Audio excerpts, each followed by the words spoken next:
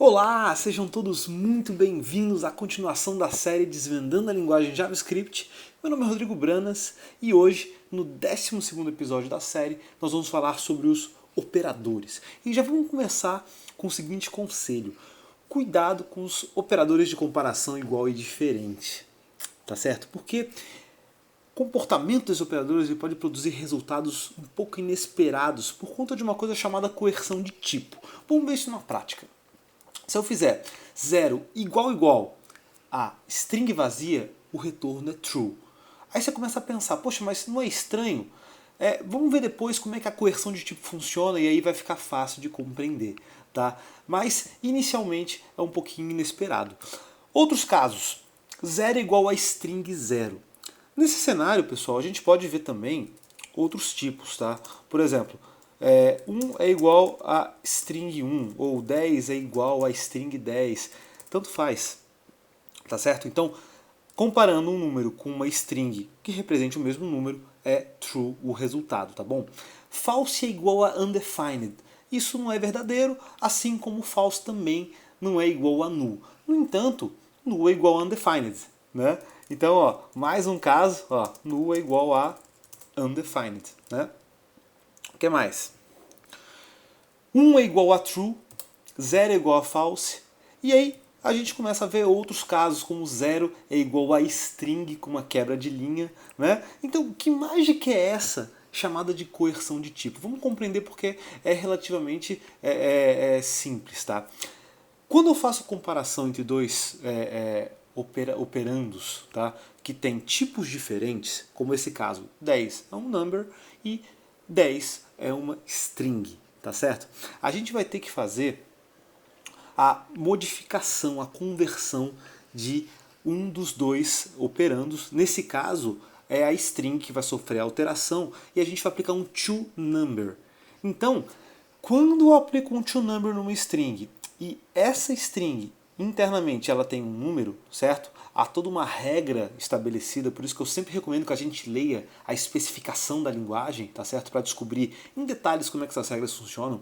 Então, o retorno de toNumber aplicado à string 10 é 10, então logo o retorno será true, tá bom? Então isso vale para todas as strings que têm número, que são compostas unicamente por números, tá? Null é igual a undefined, ou undefined é igual a null. Pessoal, sempre que a gente fizer comparação entre null e undefined, o resultado vai ser true, independente da ordem, certo? Que eu utilize, tá bom? No caso das strings e os numbers também, tá? A ordem não faz muita diferença. Na sequência, a gente tem mais um caso, e esse caso é muito interessante. Eu estou comparando um número com um objeto number, tá certo? Mas a gente vai ver que essa regra serve para vários tipos de objetos, tá bom? Então, repara só, 10 igual a new number 10. E isso é verdadeiro, tá? Vamos compreender como é que isso funciona, tá bom? Olha só, quando a gente faz a comparação com um objeto, de um número com um objeto, esse número sofre uma conversão usando a operação abstrata, tá bom? Tanto toNumber quanto toPrimitive que a gente está vendo agora são operações abstratas, isso quer dizer que a gente não consegue utilizar isso diretamente, é usado pela linguagem internamente. E olha que interessante, quando aplicado a toPrimitive, ele usa a operação valueOf ou toString, caso valueOf não exista, para poder fazer a comparação com esse número. Sendo assim, olha só, se eu criar aqui, por exemplo, ó, nota igual a new number 10, tá certo? Nota tá lá, é um number. Se eu fizer valueOf, sai 10. Por isso é que se eu comparar, certo? Eu tenho um true. Tá bom, pessoal? Então, isso vai valer para qualquer objeto que a gente crie. Tá? Então, mesmo que a gente faça a criação de um novo objeto, por exemplo, ó, x é igual a um objeto vazio. Tá? Se eu comparar, então, 10 é igual a x, obviamente isso vai ser falso. Agora, se eu falar assim, ó, x.valueOf é igual a uma function, ó lá, que retorna 10. Tá vendo? Beleza? Então agora x tem um valueOf. Então eu posso fazer 10 é igual a x? Sim. Beleza? Caso, né, valueOf não exista, vale toString, tá? Então x.toString, olha lá, é igual a uma function que retorna, eu vou colocar que ela retorna aqui, ó, 100, tá? Bom, 10 é igual a nota, você vai ver que vai dar true, né? Se for 100, vai ser false. Se eu disser delete x.valueOf, olha lá, e fizer novamente essa comparação, sai true e o 10 sai false, tá bom? Então há uma precedência aí do valueOf em relação ao toString, tá bom? Então por isso que esse caso também funciona e eu recomendo muito, tá, que vocês acessem especificação da linguagem, seção 10.9.3, porque lá a gente tem as regras em mais detalhes, tá bom? Qual é a recomendação? Eu escuto bastante no mercado que a gente sempre deve tentar usar o muito igual ou muito diferente, que é o igual, igual, igual, né? E a exclamação igual, igual. Isso é relativamente verdade, tá? Porque é muito mais explícito, já que o igual, igual, igual, tá? Ele não compara tipos diferentes. Olha só, se eu comparar com a string 10, ele vai começar a dizer false, certo? Se eu disser, 1 é igual, muito igual a true, também é falso. Então é muito mais legível, mais claro e determinístico utilizar o operador, né, os operadores muito igual e muito diferente, tá certo? Agora, a gente não pode ser muito radical também, tá certo? Porque a coerção de tipo às vezes pode te ajudar. Vou dar um exemplo. Antigamente, a gente tinha, hoje em dia já tem input type, além de text, tem number, tem date, tem outros tipos de input type, tá? Antigamente, a gente só tinha input type text. Então, se eu tivesse que fazer uma comparação com um número e não fosse pela, né, coerção de tipo, eu teria que ficar convertendo a string o tempo todo, certo? Em número de forma explícita. Então a correção de tipo em alguns casos pode ajudar sim, tá? O problema é que nem sempre isso é muito legível e determinístico, principalmente para pessoas que estão iniciando na linguagem, tá bom? Agora uma outra questão que aparece muito, como é que eu faço para comparar dois objetos em JavaScript? Pessoal, muita gente está acostumada com operações como equals, né, do Java, em que a gente faz a sobrescrita, certo, desse método para estabelecer uma regra de comparação. Então isso é largamente utilizado naquela plataforma, naquela linguagem, tá? Em JavaScript a gente não tem essa regra, tá bom? Então, se eu tiver que comparar dois objetos, tá certo? Vou dar um exemplo aqui, ó, var x igual, ó, por exemplo, objeto vazio e, var x igual a objeto vazio e var y igual a objeto vazio. Se eu disser, x é igual a y, ou x é muito igual a y, vai ser falso, tá? Porque são referências diferentes, então não tem como fazer, tá certo? Se eu disser assim, var z é igual a x, bom, agora já começa a mudar de figura, né? Porque a gente tem a mesma referência, então obviamente vai funcionar.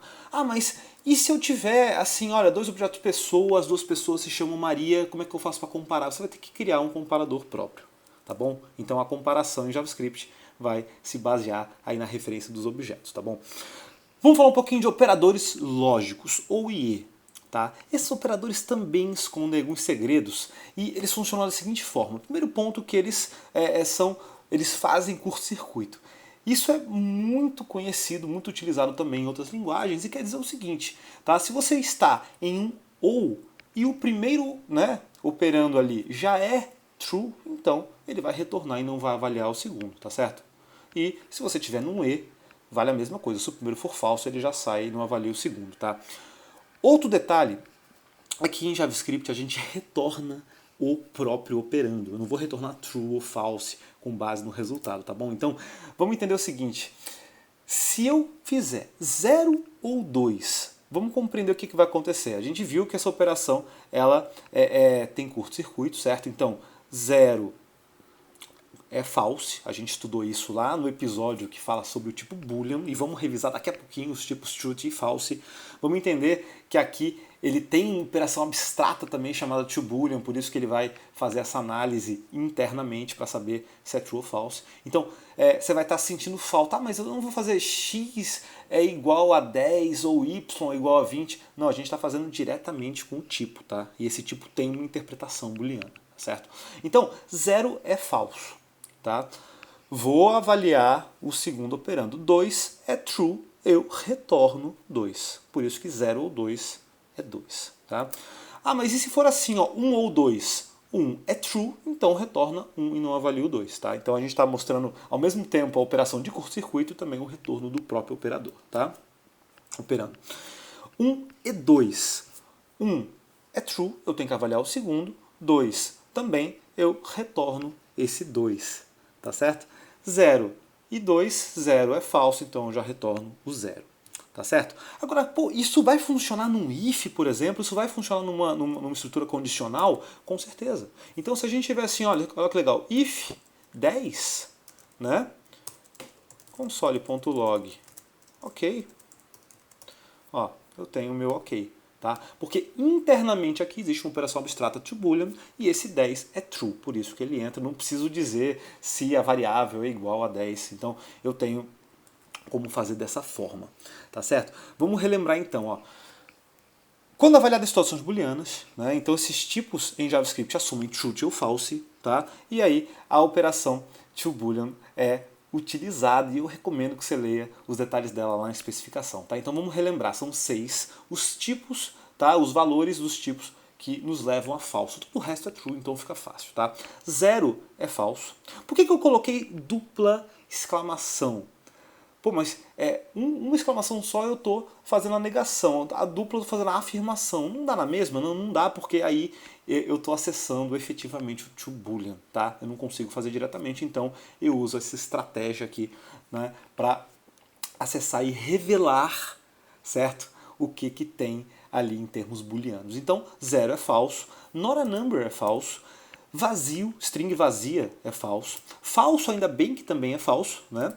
Null é falso e undefined é falso. Então, se a gente for pensar, tirando o falso ali, que é bem óbvio, tá? Os outros 5 valores são super fáceis de gravar. Porque, ó, 0 já te remete naturalmente a uma coisa falsa, assim como string vazia. Null e undefined também, certo?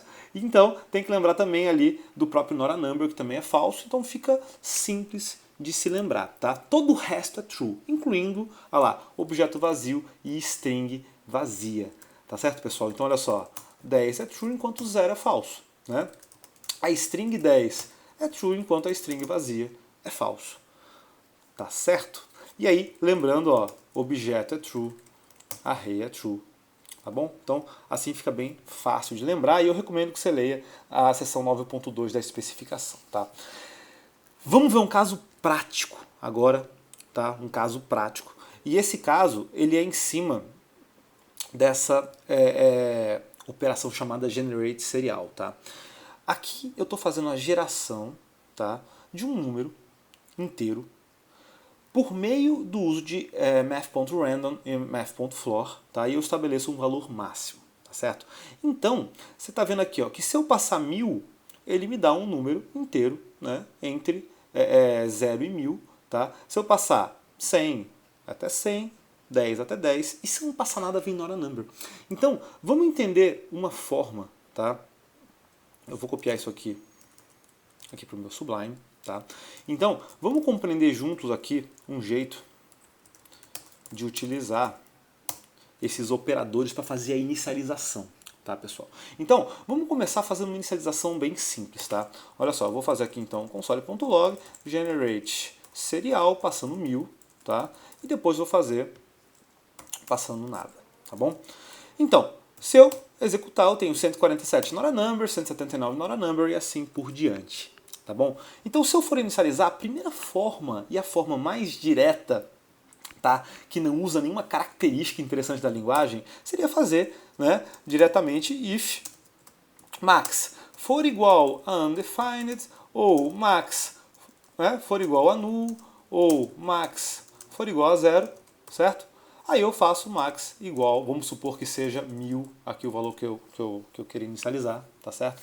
Então, essa é uma forma de implementar que não está usando lá grandes recursos da linguagem, tá certo? Então, olha só, estou executando e você vê que o not a number acabou, tá bom?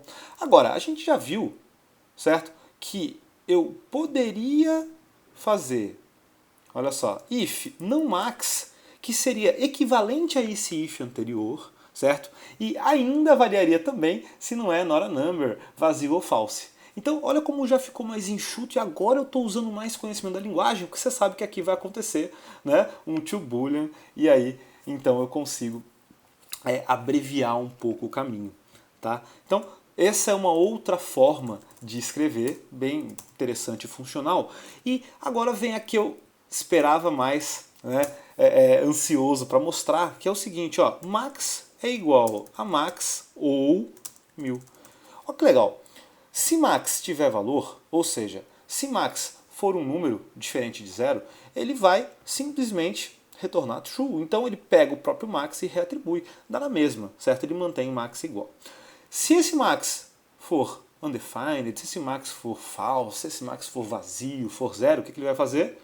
Pegar o próprio 1000. Tá? Então você vê como isso aqui é uma implementação interessante, tá? E super utilizada na prática. Tá bom, pessoal? Então, super legal essa abordagem de usar os operadores, tá certo? Os operadores lógicos, tá? Então, tá aqui as 3 opções que a gente tem. Poxa, mas tem muita diferença entre os operadores e ou se eu escrever um pipe, um e-comercial, ou 2 pipes e 2 e-comerciais, tem muita diferença. Sabe o que acontece? É uma coisa até engraçada, tá? Eu vou até mostrar aqui diretamente antes, que é o seguinte. Pô, se eu fizer assim, ó, 1 ou 2, a gente acabou de ver cenários como esse, né? Pô, 1 ou 2 volta 1. Se eu fizer 1 ou 2 com um pipe só, volta 3. Aí você vai pensar assim, nossa, o que será que está acontecendo, né? Olha que legal. 1 e 2, o que vai acontecer? Vai voltar o 2, porque ele vai avaliar o segundo e vai retornar. Agora, se for 1 e 2, eu tenho 0. Pô, mas o que está acontecendo? Bom, quando eu tenho E e O com pipe só, eu estou fazendo, na verdade, uma operação de bitwise, uma operação bit a bit. Tá? Então, é bem fácil de entender. Aqui a gente tem a implementação de uma porta lógica OR. Então, quando eu tenho 1 ou 0, o resultado é 1. Então, a gente está partindo, obviamente, né, de uma operação envolvendo números binários, tá certo? Então, eu tenho aqui, ó, olha só, 1 ou 0 vimos que é 1, 0 ou 1 vimos que é 1. Então, eu tenho aqui, ó, a formação do número 3, tá bom? Mesma coisa vale para o E, tá? Então, o E eu vou fazer essa operação também com os números binários, e aí 1 e 0 é 0, essa aqui é a diferença, tá? Então, aqui a gente tem 0 e 1 é 0, 1 e 0 é 0, então a gente tem o resultado inteiro sendo 0, tá bom? Então essa operação bit a bit. Tá? É mais raro de usar isso em JavaScript um pouquinho, porque a gente não tem, em geral, acesso a, por exemplo, o parse de um arquivo direto do file system, que a gente vai fazer operações binárias. Claro que em outras plataformas fora do browser isso já é mais normal, e até se a gente fizer a importação de um file, alguma coisa assim, um upload, também eu tenho acesso a, de repente, precisar fazer uma operação binária, mas isso obviamente é mais comum em outras linguagens, mas o JavaScript também tem essa possibilidade, tá bom? Existem outros operadores também, tá? Como a negação, ou exclusivo, deslocamento de bits, então isso aí está à nossa disposição, tá? Bom, a linguagem possui outros operadores que a gente considera especiais. Vamos estudar um pouquinho sobre eles, tá? Primeiro é o typeof. O typeof ele retorna o tipo do operando. Então olha só, se eu fizer typeof 10, ele me diz, isso é um number. Typeof uma string, isso é uma string. Typeof true ou false, me volta boolean. Né? Vamos ver um pouquinho sobre isso. Olha só, typeof 10, olha lá, number. Typeof, né, JavaScript, né, é uma string. Typeof true é boolean e assim por diante, tá, pessoal? Tem que prestar um pouquinho de atenção, porque no objeto vazio, array vazio ou preenchido, tanto faz, expressão regular, regesp, date, todo o resto é object, tá bom? Então a gente tem aqui number, string, boolean, undefined e o resto a gente tem objects. Para lembrar que function também vai aparecer aqui, que é do tipo function, tá bom?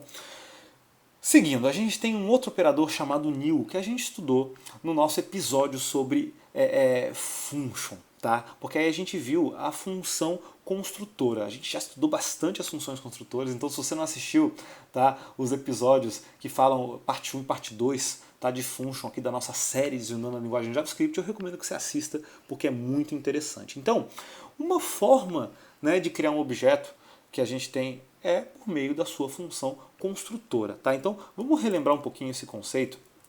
Olha só. Então eu tenho var pessoa com P maiúsculo, porque P maiúsculo, para a gente lembrar de usar o new, é uma function que eu recebo aqui nome idade, certo? E eu faço this.nome é igual a nome, this.idade é igual a idade. Estudou muito isso lá no episódio de function, tá? Para que eu crie um objeto chamado Pedro, eu vou fazer então o uso do operador new, tá certo? Então new pessoa, ele vai, né? Olha só, Pedro, idade 20, ele vai criar, certo? Um objeto para mim usando essa função, que é uma função construtora, tá? Olha só. Então tá lá, Pedro e 20, tá bom? Então esse é o nosso operador new. Na sequência a gente tem o operador instance of. Vamos entender um pouco. O instance of ele é um pouquinho diferente do type of, tá? Instance of ele vai verificar se na cadeia de protótipos, você sabe que o JavaScript é uma linguagem que se baseia, né, em protótipos, uma herança baseada em protótipos. Isso quer dizer que os objetos eles herdam de objetos que são conhecidos aí como seus protótipos. A gente vai falar um pouquinho mais sobre isso no episódio sobre herança, mas por hora vale a pena lembrar o seguinte: se eu instanciei Pedro com new pessoa, isso quer dizer que ele é uma instância de pessoa. Então vamos verificar, ó, console.log, ó, Pedro instance of pessoa. E já vou colocar também aqui, ó, instance of date, por exemplo, que é um outro objeto. Uma outra função construtora de objetos. Então tem aqui, ó, true para pessoa e falso para date. Tá bom? Então, instance of pode ser bem interessante e caso pessoa tenha um outro protótipo, né, seu, ele também vai ser validado aqui no instance of, porque sim, ele é né, operação is a, então ele é um tipo daquele protótipo também, tá bom? Beleza. Seguindo a gente tem o operador in. Esse é um outro operador também um pouco desconhecido, tá? Então ele vai verificar se uma determinada propriedade, né, aí eu estou colocando a propriedade aqui, faz parte de um objeto, tá bom? Então a gente viu que o Pedro, ele tem, olha lá, nome e idade. Então eu posso verificar o seguinte, ó, vem cá, tem nome no objeto Pedro, e eu já vou colocar também se tem peso. Olha só, nome tem, peso obviamente não tem, tá? Então, ó, true para nome e false para peso. Pode ser útil, tá? Pode ser interessante. Na sequência, a gente tem o delete. O delete também a gente abordou no episódio sobre object. Ele faz o quê? Ele apaga a propriedade de um determinado objeto, tá bom? Então, caso eu queira, por exemplo, ó que legal, apagar o nome, né? Então eu faço delete Pedro.nome, né? E aí eu posso verificar de novo aqui, ó, se possui nome, né? Então, ó que legal. Aqui eu tenho true, aqui eu tenho false, tá? Então, é uma possibilidade que a gente tem. Por fim, vamos falar um pouquinho dos operadores mais normais, os operadores comportados, aqueles que não nos trazem surpresas, né? Então, operadores, por exemplo, de comparação simples, né? Maior, menor, maior igual, menor igual. Então, a gente tem, 10 é maior que 9? Com certeza, né? E 1.1 é menor que 1.2? Também. Então, uso de operadores, né? A gente pode aplicar números, pode aplicar strings também. A string A menor que a string B? Sim, né? Ana é maior que Maria, né? False, porque A vem antes. Então, operadores de comparação. A gente tem também os operadores clássicos aritméticos, mais, menos, multiplicação, divisão. Então, esses operadores, eles vão ter, no caso do mais, ali a sobrecarga para concatenação de strings, tá? Caso a gente queira concatenar. Aqui já é mais simples, tá, pessoal? Ana mais Maria, né? Ó, concatenação de strings, tá certo? A gente tem também operadores de atribuição, tá? Como mais igual, menos igual, vezes igual. Então, ao invés da gente fazer, por exemplo, var x igual a 10, né? Eu faço x igual a x mais 2, né? Então eu tenho 12. Então eu poderia fazer diferente, por exemplo, aqui x é igual a 10, e aí x mais igual a 2, então eu tenho 12 da mesma forma. Tá? Então, esses operadores também estão disponíveis na linguagem, assim como incremento e decremento. Tá? Vale lembrar que os operadores de incremento e decremento podem ser usados de formas diferentes. Então, por exemplo, var x igual a 0, olha só. Né? Então, se eu fizer x++, ele vai retornar x e depois incrementar. Tá bom? Se eu fizer mais x, olha só, ele retornou já o x incrementado. Menos menos a mesma coisa, então x menos menos, ó, retornou 2 e decrementou. Se eu fizer menos menos x, eu tenho diretamente, né, o decremento e depois o retorno. Tá? Então faz toda a diferença dependendo de onde você use. Muito interessante os operadores de incremento e decremento. E por fim a gente tem também o ternário. Tá bom? O ternário é um operador aí já conhecido da maior parte das linguagens, né? Então eu posso ter lá variedade igual a 22 e dizer assim, olha, idade é maior ou igual a 18, né? Então, se sim, é maior de idade, né? Se não, menor de idade. Então você vê que aqui eu tenho um retorno maior de idade. Esse é o operador ternário, tá? Cuidado com o ternário para que ele não deixe o teu código muito complexo se você começar a aninhar muita coisa, tá bom, pessoal? Então, vou ficando por aqui. Obrigado por nos assistir. Não se esqueça de se inscrever no canal, tá bom? Assim você fica por dentro das novas séries, novos episódios. Compartilhe também nossos vídeos com seus colegas de trabalho, seus colegas de faculdade. Não se esqueça também de curtir nossa página no Facebook, nos seguir no Twitter, tá bom? E não deixe de acompanhar, né, os próximos episódios das nossas séries, né? O próximo episódio a gente vai falar sobre utilização de if, while, switch, for in, então a gente vai discutir um pouco dessas estruturas, tá bom? Então, muito obrigado por acompanhar e até a próxima!